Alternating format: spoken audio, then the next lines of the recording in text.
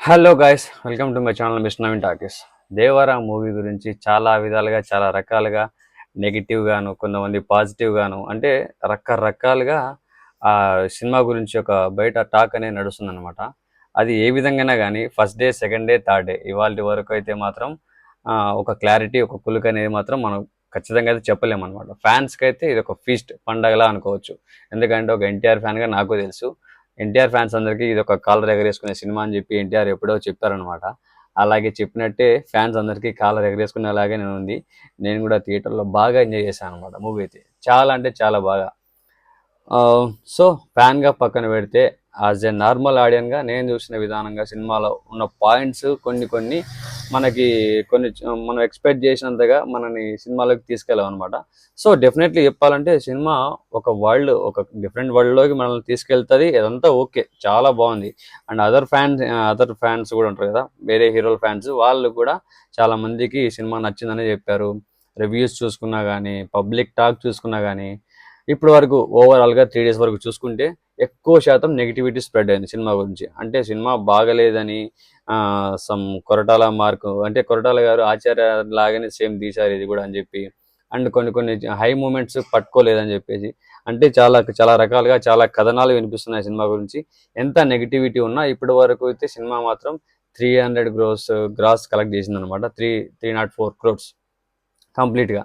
And day 1 వచ్చేసి 172 crore something, and day 2 71 crore, day 3 వచ్చేసి 61+ crore అనమాట. సో ఈ విధంగా అయితే కలెక్షన్ ఫస్ట్ డేకి, సెకండ్ డేకి, థర్డ్ డేకి కొంచెం కొంచెం తగ్గుతూ వచ్చింది. ఫస్ట్ డే యాజ్ యూజువల్గా ఏంటంటే షోస్ ఎక్కువ, టికెట్ ప్రైస్ వచ్చేసి హై ఉంది. దానివల్ల ఖచ్చితంగా అంత కలెక్టివ్ అనేది అమౌంట్ కరెక్ట్గానే, అంటే ఓకే.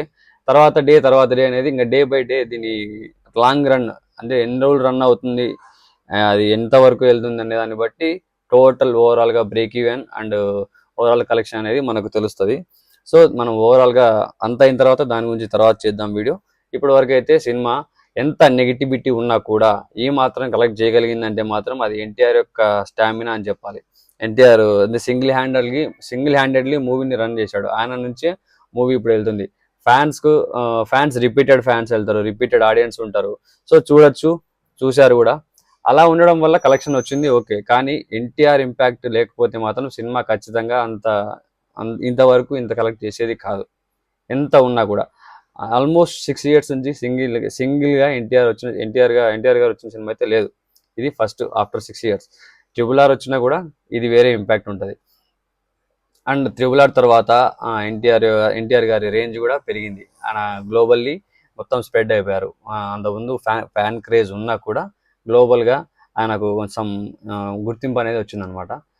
దాని తర్వాత ఈ సినిమాకి ఎక్స్పెక్టేషన్స్ అనేది ఆబ్వియస్లీ చాలా హైలో ఉండే, అందుకే కలెక్షన్స్ కూడా తగ్గకుండా పీక్స్లో వెళ్ళిపోయింది. సో దీనికి బ్రేక్ ఈవెన్ వచ్చేసి 410 crore సంథింగ్ రావాలి బ్రేక్ ఈవెన్ అంటే గ్రాస్. నెట్ వచ్చేసి మనకి సో షేర్ వచ్చేసి 230 crore అనుకుంటా. సో అరౌండ్ అంతా వస్తే సినిమాకి కలెక్టివ్గా హిట్ స్టేటస్లోకి వెళ్ళిపోతుంది, సూపర్ హిట్ స్టేటస్లోకి.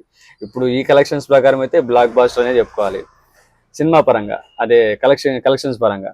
బట్ స్టోరీ పరంగా అయితే స్టోరీలో చాలా చిన్న చిన్న మిస్టేక్స్ ఉన్నాయి. ఆ చిన్న చిన్న మిస్టేక్స్ నేను చెప్పదలుచుకోవట్లేదు, అవి చూసిన వాళ్ళకైతే తెలుసు. ఈవెన్ ఫ్యాన్స్కి కూడా అవి తెలుసు. నేను యాజ్ ఎ ఫ్యాన్గా ఎక్స్పెక్ట్ చేసిన హై మూమెంట్స్ చాలా తక్కువ ఉన్నాయి సినిమాలో.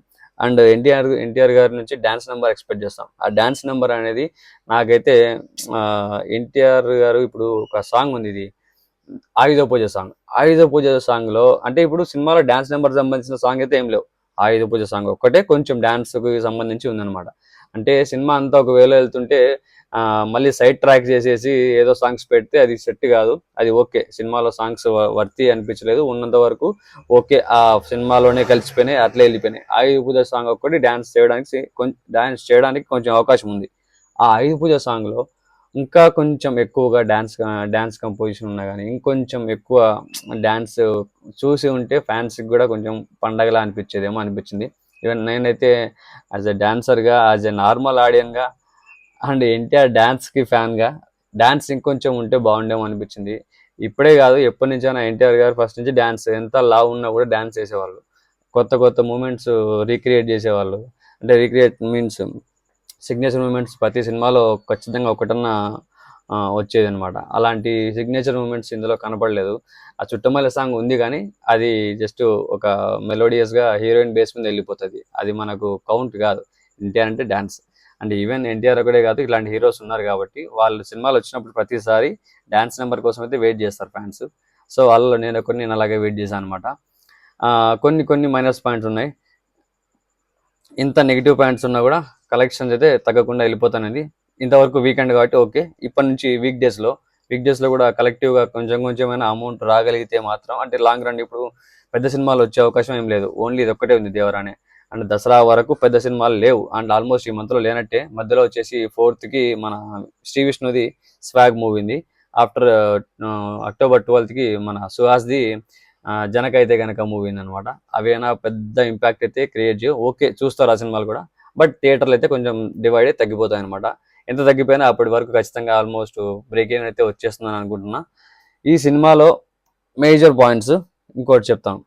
దేవరను ఎవరు చంపారు అంటే ఆయన యాక్చువల్గా అంతా ఫైట్ చేశాడు. ఆ టైంకి అంతా వెళ్ళి ప్రశాంతంగా కూర్చున్నాడు. తర్వాత కట్ చేస్తే చచ్చిపోయాడు అని చెప్పి ప్రకాష్ రాజ్ లాస్ట్లో చెప్తారనమాట. సో వాళ్ళ కొడుకు ఆ కత్తి పట్టుకుంటారు కదా. సో అక్కడైతే కొడుకు చంపినట్టయితే నాకైతే అనిపించలేదు. అది ట్విస్ట్ వేరే ఉంది. అంటే ఎవరో చంపారు, అది ఎవరు చంపారు అనేది తెలీదు. ఇంకోటి, ప్రకాష్ రాజు గారు ఎవరు, ఆయన క్యారెక్టర్ ఏంటి, ఆయన ఏం చేస్తాడు సినిమాలో అనేది మాత్రం ఇంతవరకు మనకు తెలియదు. ఎందుకంటే ఆయనను అక్కడక్కడ చూపించారు కానీ చాలా సీన్లలో వచ్చి కూర్చొని ఉంటాడు. చాలా సీన్స్లో ఉన్నాడు, జస్ట్ కూర్చొని ఉంటాడు.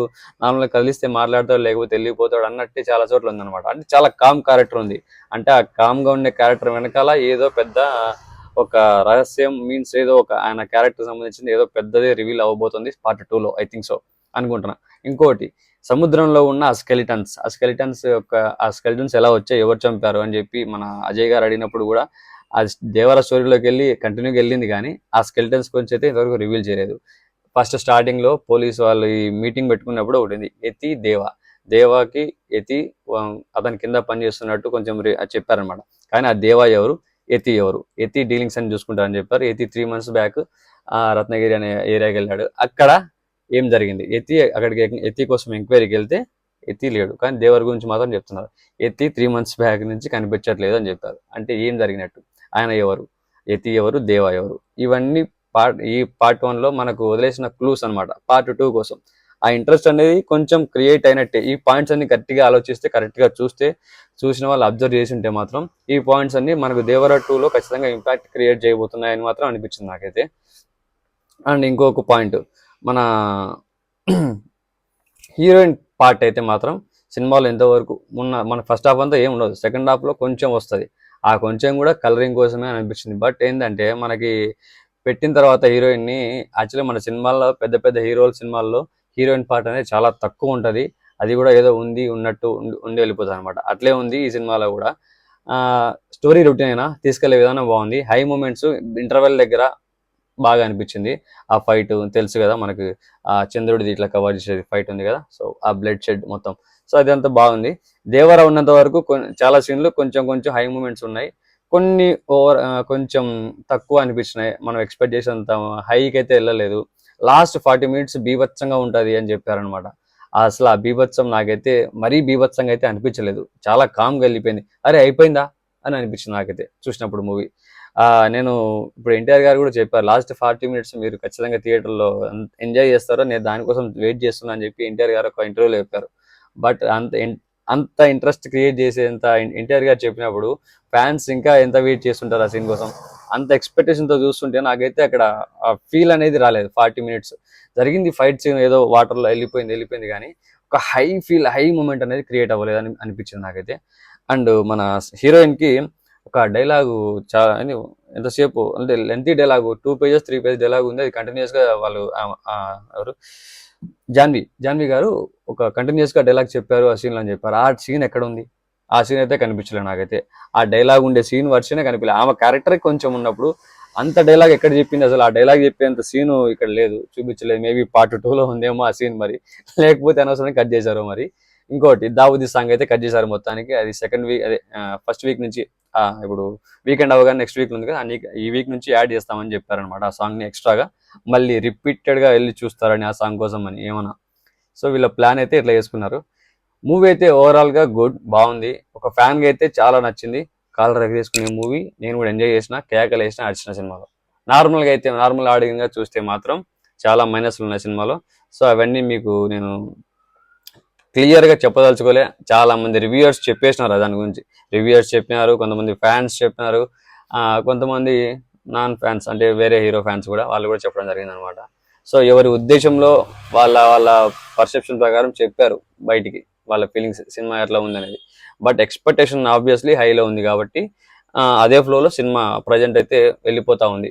కొంచెం కొంచెం కొంచెం అంటే ఇప్పుడిప్పుడే ఫ్యామిలీ ఆడియన్స్ కూడా కనెక్ట్ అవుతుందేమో అని అనిపించింది అనమాట. ఎందుకంటే ఇప్పుడు థియేటర్లు నార్మల్ వీక్లో పుష్ అయినాయంటే అంత ఈజీ మ్యాటర్ కాదు. నార్మల్ వీక్లో మనకి థియేటర్లు ఫిల్ అవ్వడం అనేది. సో అలా అయితే ఇప్పుడు అవుతుందని నాకు కొంచెం టాక్, ఆ సినిమా గురించి ఇన్ఫర్మేషన్ తెలిసింది అనమాట. సో లాంగ్ రన్లో ఎంతవరకు వెళ్తుంది, ఎలా కలెక్ట్ చేస్తుంది, సో ఇవన్నీ ఓవర్గా తర్వాత సినిమా అంత అయిన తర్వాత దాని గురించి మాట్లాడుకుందాం. Stay tune guys. ఇంతవరకు నా ఛానల్ సబ్స్క్రైబ్ చేసుకోకపోతే సబ్స్క్రైబ్ చేసుకోండి. వీడియో నచ్చితే లైక్ చేయండి, షేర్ చేయండి, అలాగే సినిమా ఎలా ఉందో కామెంట్ కూడా చేయండి. Stay tune. Love you all.